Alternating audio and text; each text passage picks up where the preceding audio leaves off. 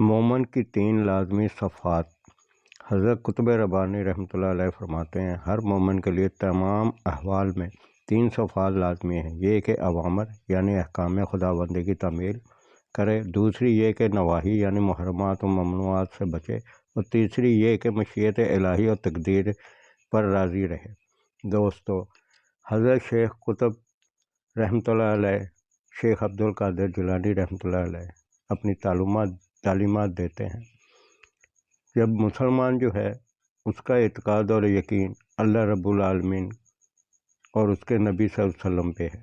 دوستو، اللہ رب العالمین کی عبادت جو ہے وہ ہر مسلمان پہ فرض ہے، اور اس کا راستہ یہ ہے کہ آپ صلی اللہ علیہ وسلم نے جو حیات مبارکہ گزاری ہے وہ ہمارے لیے مشعل راہ ہے، ہمیں اس پہ عمل کرنا ہے۔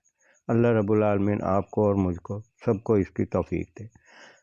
حضرت شیخ عبدالقادر جیلانی رحمۃ اللہ علیہ یہ اس لیے فرماتے ہیں کہ ایک مومن کے لیے جو راستہ ہوتا ہے وہ تعلیمات اسلام ہے۔ نماز پڑھنا، جو اللہ رب العالمین نے حکم دیے ہیں اس کے اوپر عمل کرنا، اپنی عبادت کرنا، جو وظائف ہیں، جو اعراض ہیں وہ کرے، اور اس کے بعد اس کے لیے جو سب سے بڑا جو روشن کا منارہ ہے وہ ہے قرآن پاک۔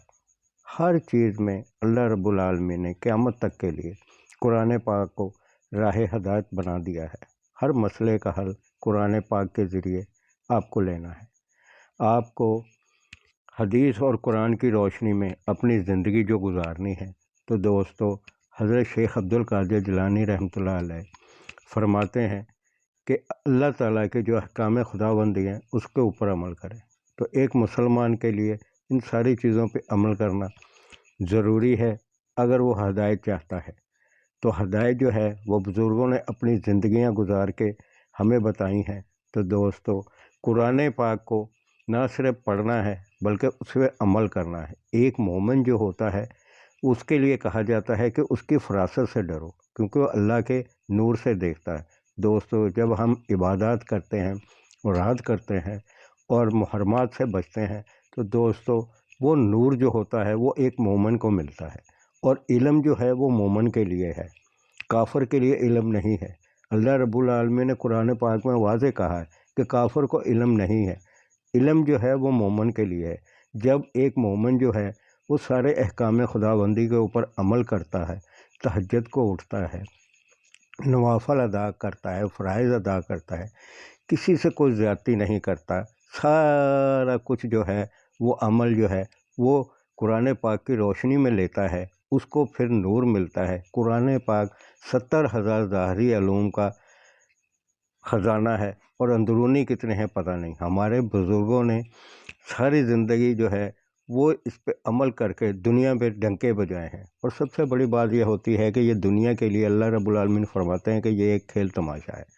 ہم اپنی نوجوان نسل کو حفاظ بناتے ہیں، تو حفاظ کے سینے جو ہوتے ہیں وہ علم و نور سے منور ہوتے ہیں۔ دوستو، جب مسلمان جو ہے وہ مومن بنتا ہے، تمام محرمات سے بچتا ہے، تو اس کے لیے اللہ رب العالمین جنت کے دروازے بھی کھولتے ہیں، اور اس دنیا کے لیے علم کے دروازے کھولتے ہیں۔ جو علم ایک مومن کے پاس ہو سکتا ہے وہ کسی اور کے پاس نہیں ہو سکتا، اور اس کے لیے یہ جو 3 صفات بتائی گئی ہیں یہ بہت ضروری ہے۔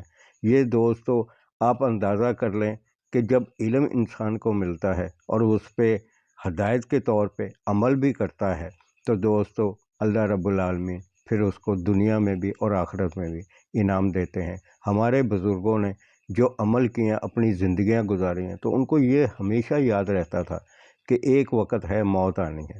وہ قبروں کو نہیں بولتے تھے، وہ قبرستان بھی اگر جاتے تو عبرت کے لیے جاتے تھے۔ دوستو، پھر یہ کہا گیا ہے کہ جو آپ کو اللہ رب العالمین کی طرف سے عنایت ہو، جو تقدیر ہے، جو مقدر ہے، اس پر رضائے ربی پہ راضی رہے۔ تو دوستو، جب ہمیں ہدایت ملتی ہے، ہمیں سیدھا راستہ ملتا ہے، اور ایک مومن کے لیے ایک سیدھا راستہ ہے جو اللہ رب العالمین نے اپنی طرف بلانے کے لیے اس کا متعین کر دیا ہے، ہمارے بزرگوں نے اس پہ عمل کر کے دکھایا ہے۔ تو دوستو، ہمارے ساتھ جو ہمارا دشمن ہے وہ ہے شیطان، وہ ہمارے خون میں دوڑتا ہے، वसवसे डालता है, वो जबर की तरफ लेके जाता है, जुल्म की तरफ लेके जाता है। दोस्तों, एक मोमिन जो होता है उसके हाथ से तो एक परिंदा, एक जानवर भी महफूज रहता है। वो गलत हरकत नहीं करता, वो हराम रिज़्क की तरफ आंख उठा के भी नहीं देखता, वो सब्र व क़नाअत करता है, क्योंकि अल्लाह रब्बुल आलमीन कुरान पाक में फरमाते हैं कि मैं सब्र करने वालों के साथ हूँ। तो जिसके साथ अल्लाह रब्बुल आलमीन होते हैं दोस्तों, वो परेशान नहीं हुआ करता, वक्ती परेशानियाँ आती हैं, वो जुल्म की तरफ नहीं जाता, वो बदी की तरफ नहीं जाता, वो दुनिया से उनकी रिज़्क नहीं छीनता। ये शैतानी काम है। शैतान जो है वो इंसान के अंदर पैसे की हवस डाल देता है, फिर उनकी आंखों पे इंतकाम और गुस्सा जो हराम है वो उनके 24 घंटे जहन में रहता है। तो दोस्तों, ये जो तबाही बर्बादी वो करता है तो वो किसी की नहीं करता, वो खुद की तबाही बर्बादी करता है। हमारे दीन ने, हमारे बुज़ुर्गों ने तो हमें जो रोशनी दिखाई है उसमें तो तकब्बर का नामो निशान नहीं है। तकब्बर किस वक्त आता है? जब इंसान हराम कमाता है, हराम खाता है, तो फिर उसके ऊपर उसकी अकल पे पर्दे पड़ जाते हैं। अल्लाह रब्बुल आलमीन ऐसे लोगों के दिलों पे मोहरे लगा देते हैं, उनको तौबा की तौफीक नसीब नहीं होती, वो हसद की आग में जलते हैं, सारी ज़िंदगी पैसा पैसा करते रह जाते हैं। और हसद ऐसी चीज़ है जो सूखी लकड़ी को जैसे आग खाती, ऐसे इंसान की सारी सलाहियतों को, उसके ईमान को खा जाता है हसद। दोस्तों, इस वक्त इस दुनिया में सबसे ज़्यादा जो बुराई है वो हसद है।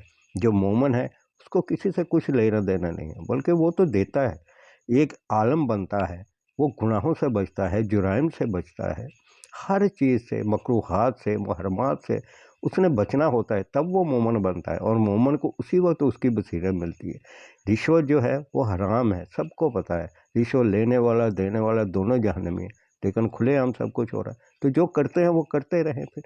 और अल्लाह रब्बुल आलमीन ने इंसान को जो रिज़्क दिया है वो उसने खा के मरना है दोस्तों।